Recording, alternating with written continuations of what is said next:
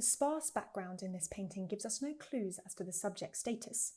Rembrandt has made no attempt at flattery, unflinching in his portrayal of the sagging jowls and lined eyes that betray early signs of ageing.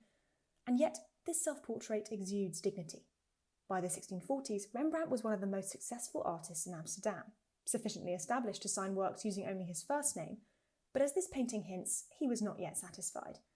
He adorns himself with gold chains, the kind bestowed upon great artists like Rubens, yet Rembrandt had received no such honour. The chains therefore serve as an aspirational symbol. Rembrandt often used light to denote meaning in his works.